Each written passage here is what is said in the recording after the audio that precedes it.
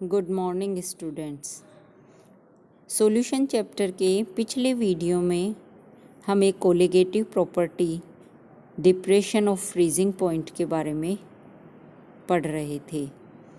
इस वीडियो में हम बात करने वाले हैं हिमांक अवनमन द्वारा किसी भी सोल्यूट के मोलिकुलर वेट का डिटर्मिनेशन किस प्रकार किया जा सकता है।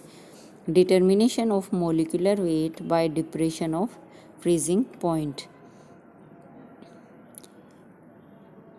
किसी भी एक नॉन वोलेटाइल सोल्यूट की एक निश्चित मात्रा को सोलवेंट की निश्चित मात्रा में डिज़ोल्व करने पर उसके हिमांक में होने वाले अवनमन को ज्ञात किया जा सकता है, जिसका डेरिवेशन हमने पिछले वीडियो में किया था।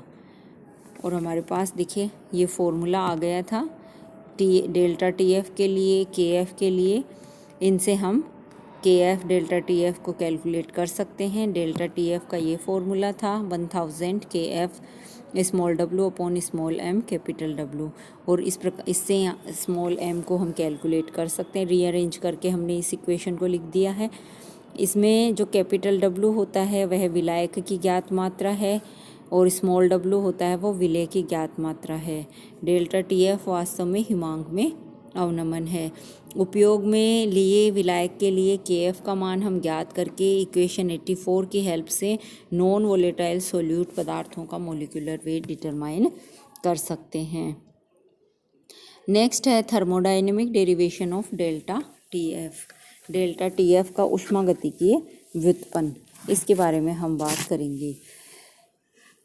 पिछले वीडियो में हमने डायग्राम 5.16 जो कि वास्तव में एक वाष्पदाब तापक्रम वक्र था, जिसमें विलयन के द्रव से वाष्पदाब साम्य पर क्लेसियस क्लेपिरोन समीकरण का समाकलित रूप यूज़ करने पर यहाँ पे हम देख सकते हैं क्लेसियस क्लोपिरोन इक्वेशन का समाकलित रूप यहाँ पे हमें दिखाना है। ln p1 upon p2 equals to lv upon r bracket start 1 upon t1 minus 1 upon tf, ये tf है, ब्रैकेट क्लोज इक्वल्स टू, ये क्या हो जाएगा, ब्रैकेट वाले क्वांटिटीज़ को हमने इसको सोल्व करके लिख दिया तो lv upon r tf minus t1 upon t1 tf, और tf माइनस t1 को हमने डेल्टा tf से रिप्रेजेंट कर दिया तो lv delta tf upon r t1 tf, ये इक्वेशन नंबर 85 अपने पास हो गई। यहाँ पे वास्तव में जो lv लिया गया है वह विलायक के सामान्य हिमांक, नॉर्मली जो फ्रीजिंग पॉइंट है tf, उस पर वाष्पन की मोलर ऊष्मा है। अब वाष्पदाब वक्र xz का मान जो ये बताता है कि टेम्परेचर tf पर p ठोस विलायक का वाष्प दाब है और P2 वास्तव में T1 टेम्परेचर पर ठोस विलायक का वाष्प दाब है। अतः हम ये कह सकते हैं कि ठोस विलायक के लिए ठोस और वाष्प साम्य अवस्था में होते हैं। ln P upon P2 equals to LS upon R, क्योंकि सॉलिड और वाष्प यहाँ पे साम्य में है तो LS आएगा यहाँ पे latent heat of solid compound के लिए। लेटेंट हीट ऑफ सब्लिमेशन आ गया यहाँ पे, है ना। 1 upon T1 minus L upon L नहीं आएगा, 1 अपॉन आएगा, 1 upon T1 minus 1 upon TF हो गया। इसको सोल्व करके लिखेंगे जैसे यहाँ ऊपर लिखा था ना, वैसे पहले इसको सोल्व करके लिखेंगे तो LS upon R TF minus T1 और नीचे आ जाएगा T1 TF, ठीक है। और फिर इसको TF माइनस T1 को क्या लिख दिया, डेल्टा TF लिख देते हैं। यहाँ पे LS क्या है, ठोस विलायक की मोलर ऊर्ध्वपातन ऊष्मा है, हीट ऑफ सब्लिमेशन है। इक्वेशन 86 को इक्वेशन 85 में से आप घटा दो, ln P upon P2 minus ln P1 minus P2 equals to, इन दोनों को अपने माइनस करके लिख दिया है। माइनस करने के बाद में अपने पास फाइनली जो वैल्यू आएगी वो ये आएगी ln P upon P1 equals to LF upon R multiplied by delta TF upon T1 और TF। ये इसको हमने इक्वेशन 87 बोल दिया है। इक्वेशन 87 को डाइल्यूट सॉल्यूशंस के लिए निम्न मान्यताओं के आधार पर हल कर सकते हैं। कुछ अप्रोक्सीमेशंस इनमें लगाने पड़ते हैं डाइल्यूट सॉल्यूशंस के लिए। चूँकि ये जो सॉल्यूशन है उसका फ्रीजिंग पॉइंट T1 सोलवेंट के फ्रीजिंग पॉइंट TF के बहुत ही नज़दीक है, यानी इन दोनों का डिफरेंस बहुत ज़्यादा कम है। तो अपन T1 मल्टीप्लाई TF को क्या लिख सकते हैं, लगभग TF स्क्वायर लिख सकते हैं। और ये जो हमारा पद था P/P1 को हम इस प्रकार से फिर लिख सकते हैं, ln P/P1 equals to minus ln P1/P equals to minus ln P minus P plus P1/P equals to ln 1 minus P minus P1/P। क्योंकि ये जो पद है P माइनस P1/P वो हिमांक TF पर वाष्प दाब के अवनमन को दर्शाता है और यह 1 की तुलना में बहुत कम है, इसलिए इसको नेग्लेक्ट करके यहाँ पे ये क्या आ जाएगा, P माइनस P1/P आ जाएगा। तो फाइनली ये क्या इक्वेशन हो गई अपनी, ln P/P1 equals to P minus P1/P।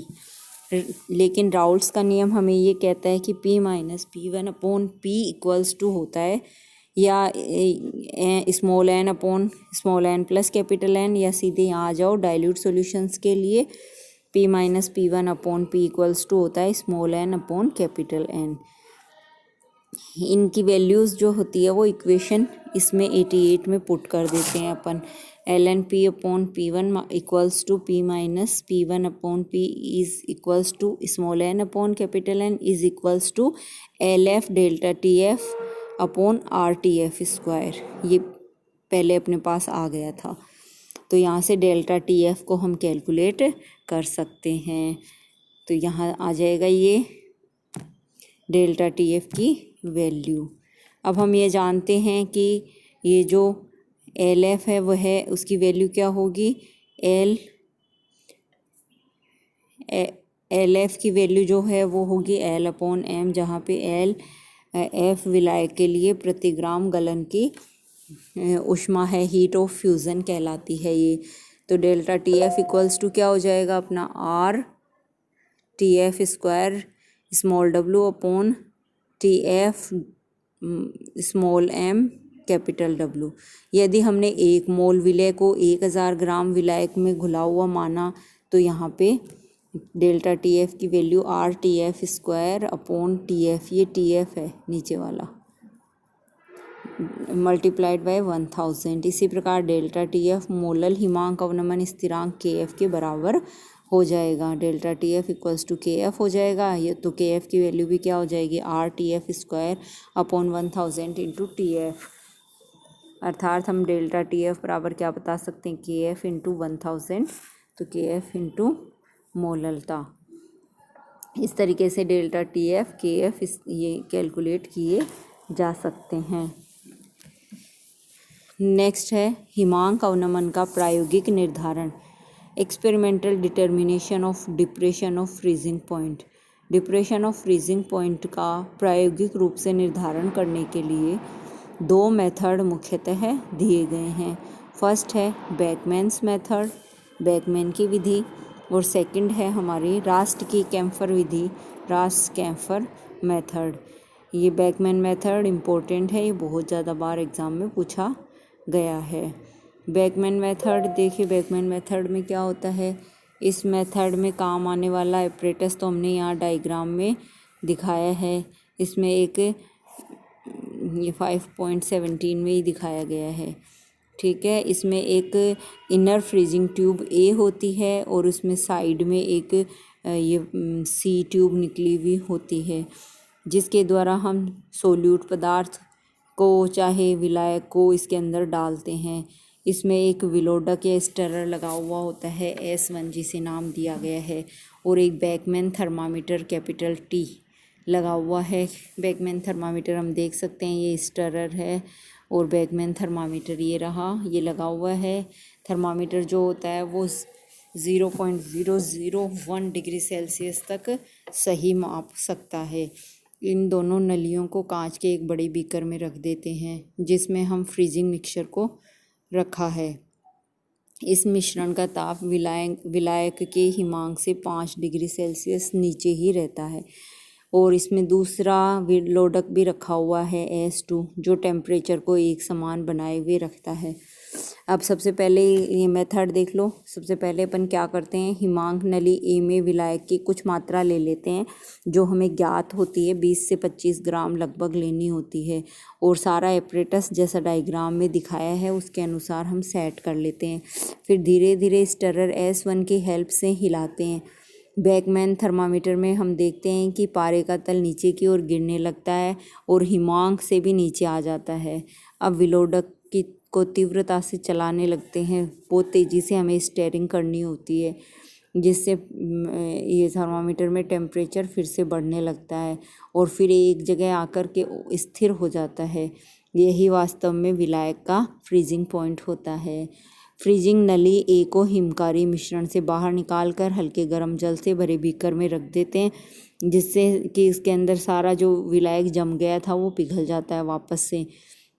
और ये इसकी जो साइड ट्यूब सी होती है उससे सोल्यूट की एक निश्चित और तौली हुई मात्रा, लगभग वो 0.2 से 0.5 ग्राम होती है, वो हिमांक नली ए में डाल दी जाती है। फिर ये जो ए नली होती है इसको पुनः हिमकारी मिश्रण में रखकर दोनों स्टरर्स को चलाते हैं। पहले की तरह थर्मामीटर में फिर से पारे का तल नीचे आने लग जाता है और फिर तेज़ी से ऊपर जाकर रुक जाता है। यही विलयन का हिमांक होता है।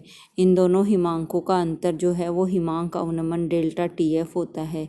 और ये जो फॉर्मूला दिया गया है इसकी हेल्प से पदार्थ का मोलिकुलर वेट ज्ञात किया जा सकता है। Small m equals to 1000 kF into W upon delta TF W।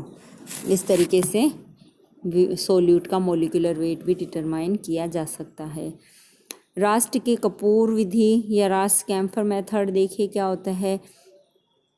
इस मेथड का बेस क्या है कि कपूर का जो मोलल अवनमन स्थिरांक है वो 37.7 डिग्री सेल्सियस है, जो कि जल के मोलल अवनमन स्थिरांक के मान से लगभग 20 गुना अधिक है। इसका मतलब ये हो गया कि अगर हमने 1000 ग्राम कपूर लिया और उसके अंदर 1 ग्राम अणु सोल्यूट का घोल दिया तो उसके हिमांक में अवनमन 37.7 डिग्री सेल्सियस हो जाएगा। और ये अवनमन तो इतना अधिक है कि इसे सामान्य थर्मामीटर से भी हम इजीली ज्ञात कर सकते हैं। अतः रास्ट ने क्या किया, कपूर का सोलवेंट के रूप में प्रयोग किया। पहले शुद्ध कपूर का मेल्टिंग पॉइंट ज्ञात कर लिया और फिर जिस पदार्थ का हमें अणुभार ज्ञात करना था उसकी निश्चित मात्रा को लेकर के कपूर की निश्चित मात्रा में मिलाकर हम पिघला लेते हैं।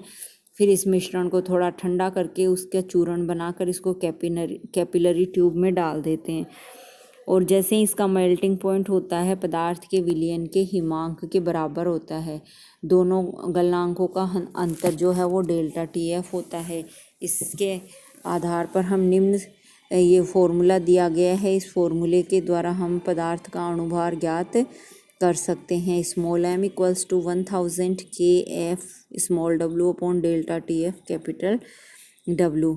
कपूर के अतिरिक्त विलायक के रूप में अन्य पदार्थों को भी यूज़ किया जा सकता है जो यहाँ पे दिए गए हैं। कपूर, कैम्फर, क्विनोन, हेक्साक्लोरोइथेन, टेट्राब्रोमोइथेन, नेफ्थलीन, इनमें से किसी को भी यूज़ किया जा सकता है। इससे रिलेटेड कुछ एग्जांपल्स दिए गए, न्यूमेरिकल्स दिए गए हैं, इनको आप सोल्व कीजिएगा। नेक्स्ट वीडियो में हम डिस्कस करेंगे abnormal values of colligative properties के बारे में। Thank you.